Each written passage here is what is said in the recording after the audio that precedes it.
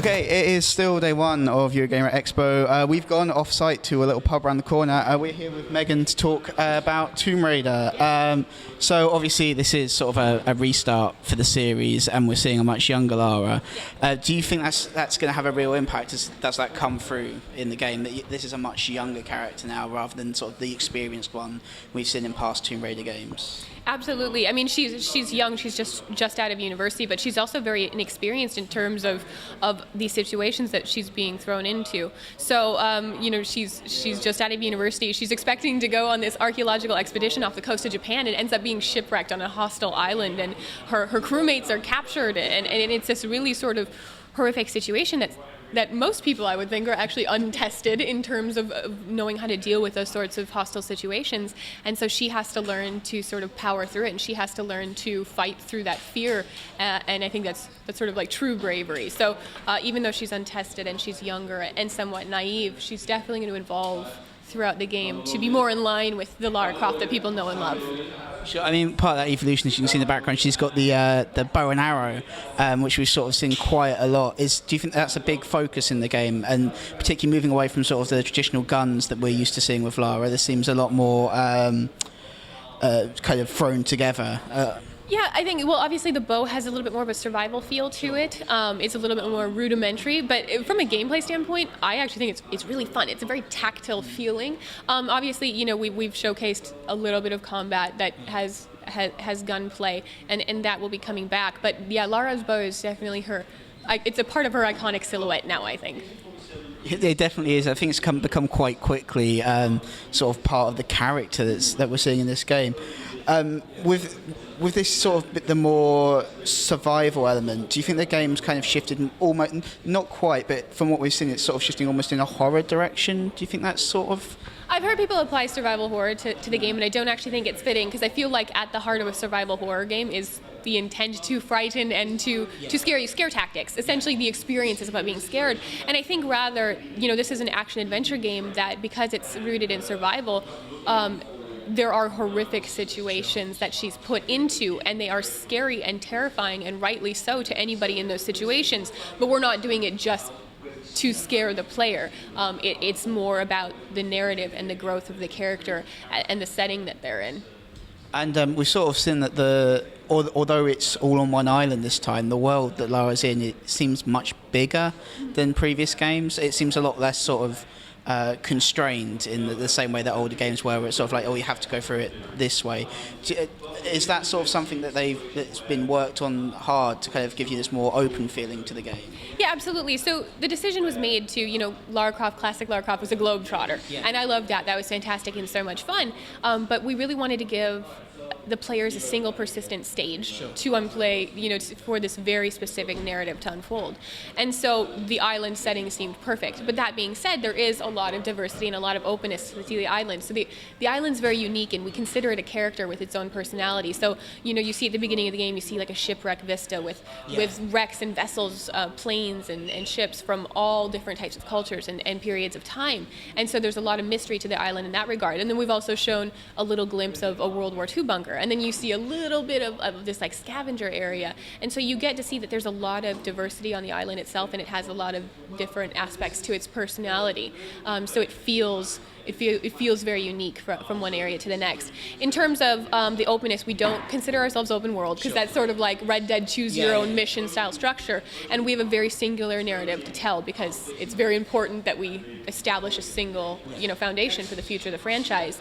But that being said, we do allow for revisiting areas through a fast travel system. So once you discover these base camps, you can go back and re-explore areas, and we motivate that exploration by Lara's growth as a character in the narrative is also mirrored by her growth in terms of skills. So as Lara progresses through the game, you can use XP, which you can gain through hunting or finding new areas off the beaten path.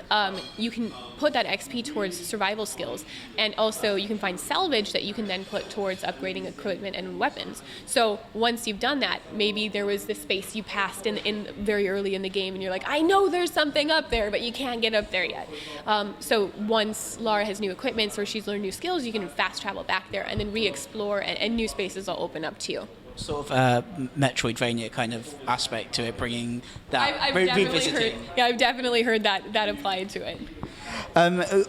When you're talking about these different areas, do you feel is it sort of distinct areas of the island, or does it blend a bit more together? So, if you see what I mean. I mean, I think that they're all very intentional. They all have very specific purposes, very unique cultural different areas in terms of like the culture of the island versus the inhabitants and what they brought to the island and how they influenced it. So there's a lot of diversity, but I do feel like it all makes sense in the narrative. And obviously, like we said, we're seeing a much younger Lara here, and she has, from sort of glimpses we've seen in videos, she has some tough decisions to make, it seems. Do you feel that that comes across, that it's a real struggle for her in this game, not just to survive, but to make the choices she has to survive? Absolutely. And you know, her first kill is technically that deer, and that was even a situation that she was quite remorseful of, having to take an animal life because she needed to eat, and so that was even a tough one. But her first human kill was one that she almost didn't have a choice. Well, she didn't. She was backed into a corner, and she had to pull the trigger. And so there will be more situations like that Lara has to make these difficult choices. But I feel like there is that moment where she's at the crossroads, and I feel like that is the first kill, where she decides that she has to stop being reactive. She has to stop waiting for the island to throw stuff at her, and then she has to start being proactive. So she has to go on the offensive, and she has to take the reins and make sure that she is protecting herself. And she finds a lot of extra motivation in protecting her friends, because her crewmates are they're in their plights of their own. And so I think she finds that extra motivation to keep pushing forward to protect them. I mean, I was going to ask about the supporting characters in the game, and this is one of the first Lara Croft games, Tomb Raider games, where we've seen her really pushed in with a lot of supporting characters throughout the game, and particularly allies as well. Do you think that's sort of an important part, as well as just to the gameplay, but to her progression as a character, that you've got this bigger supporting cast in there? You've got I forget his name, but the captain that she sort of trusts. Yeah, absolutely. And I think it's really unique because it allows for sort of an organic way to learn about Lara. So you will learn about Lara and her past through some of just the casual dialogue between her and Sam. You'll get little snippets and little insight about her past when she's talking to Roth, who is a long-time mentor of hers. So I think that it's really exciting in that regard, because it feels very natural to be getting these sort of windows into her past. But it's also, like, again, it provides that motivation to keep going, to keep fighting, and then also it is still balanced with this sense of isolation and exploration too. So there will be sequences where Lara just gets to be Lara, and she gets to go out and explore, and then she'll reconnect with her crew, and then have that motivation rekindled. Because that sounds really interesting. Particularly sort of the mentor relationship with Roth there. Does he have is it a significant role that he plays in the game? Because from some sort of the indications we've seen, it seems like it's sort of the core relationship in the game. Is that sort of fair that it's... I think that in terms of, and we're trying not to spoil some of the character relationships, because we'll go into them a little bit more in the future, but Sam and Conrad Roth, the captain, Sam is Lara's best friend, and then Conrad, he's the captain of the Endurance. Those are two of the most, I think, meaningful relationships that Lara has. And so they, in particular, Lara is fiercely protective of Sam. And so they're going to be the ones that I think probably will resonate most with fans. That's great. And, where you've got the decisions she's making, and the much younger Lara, and the way you're talking about her evolving through the game, towards the end of the game, are we getting more towards the Lara of old, or is her progression towards a new, distinct character rather than sort of the Lara Croft that we're used to from earlier Tomb Raider games? Well, obviously the game's more rooted in reality. Like, we want her to be a more realistic character and relatable character. But that being said, spiritually, I think that she's very much the strong-willed, intelligent, articulate, adventurous woman. And you definitely see that towards the end of the game. You see her shaping up into someone who is much more confident, much more sure of herself. And in some ways, sure of herself in some ways, but unsure of herself in others, realizing that she, maybe isn't the person that she thought she was, that she has a lot to learn about the world. And so you can definitely see the seeds of Lara becoming Lara Croft, the Tomb Raider, at the end.